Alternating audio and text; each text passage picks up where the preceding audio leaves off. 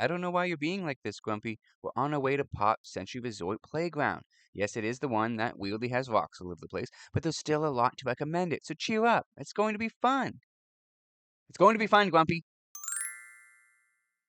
Disney Resort playgrounds are open to all Disney guests, not just those staying at the hotel. We've visited all of them and put a lot of thought into what makes an ideal playground so that we can help your family decide if it's worth the time to stop during your busy trip. Whether it's the things that kids like or the things that matter to parents, we've broken it down into 5 categories to evaluate each playground. Today we are looking at the playground at Pop Century Resort. So, how does it rate when it comes to the factors that matter most? The first thing you need to know is the location. Pop Century's playground receives high marks for being accessible via the Skyliner, so this is one that's easy to enjoy if you're staying at any of the Skyliner resorts, or the hotels that are within walking distance of the Skyliner and the Epcot Resort area.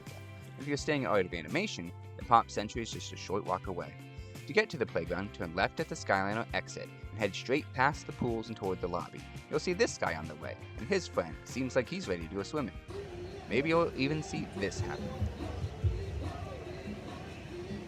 The playground is not far from the lobby, where you can find food, shopping, and games to make the most of your visit to the resort, which features fun theming that compares the cultural changes that have taken place across the decades, and where your kids will make you feel old by asking, what is all this stuff? The playground is in the 70s themed section to the right of the lobby building. Take the first turn to the left. When you see the big cowboy truck, you know you're headed the right way, and the playground will be just ahead on the left. When you see it, you will notice the theming. Or should I say, lack of theming. There is none at this playground. In fact, they didn't even name it. Other resorts feature the Righteous Reef Playground, or Caribbean Key, or Luna Park Crazy Play Area. But this is Playground. You are at Playground. The map notes it as the 70s playground, but that's more of a description of where it is. Fortunately, you can find some really cool theming and photo ops in this area if you want to take a stroll around with your kiddos before or after you play. You can even get a picture with Surfer Goofy.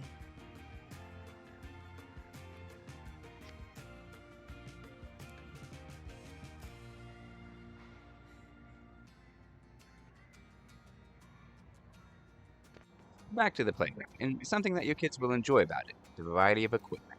Pop Century scores average marks here, with your standard couple of slides. One of them a double slide. It's supposed to be a double slide. A couple of climbing elements. There are also wheels and shifters, and a counter for imaginative play. $1, what can that buy?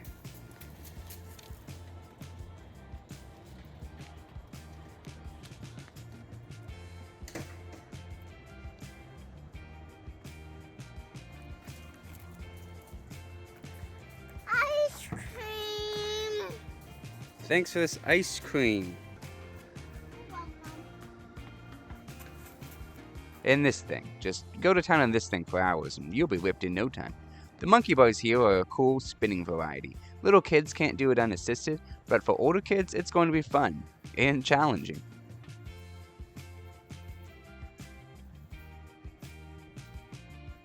There's also a bar nearby for some extra gymnastics. It's a solid variety of options for kids of different ages. Now let's talk about the elephant in the room here that we mentioned before. Those rocks. Now what's the ground cover here at Pop Century? Stones, Disney? Stones?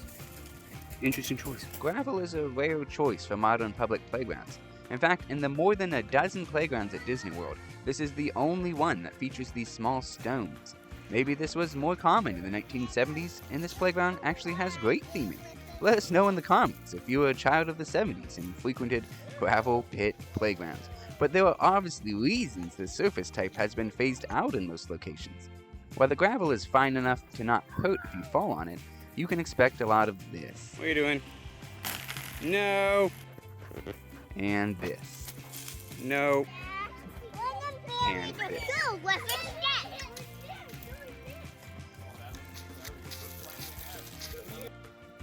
Some areas of the playground, like the bottom of the slides, is in fact the soft foam that we prefer to see, but the area under the monkey bars, where falls will be most common, is the gravel, and as you can see, the depth is not great.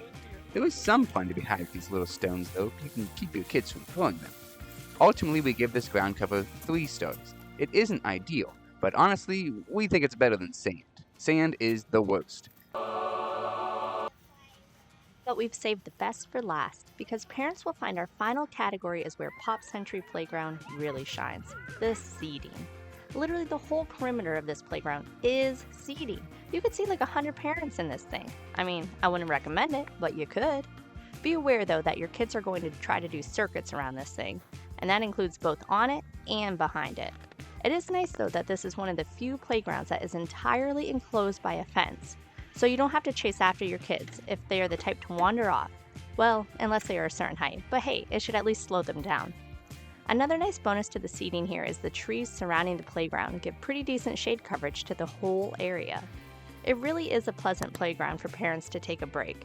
You know, as long as your kids stop throwing those rocks. And if they won't, you can always hop on the Skyliner and head for Caribbean Beach Resort and check out that playground.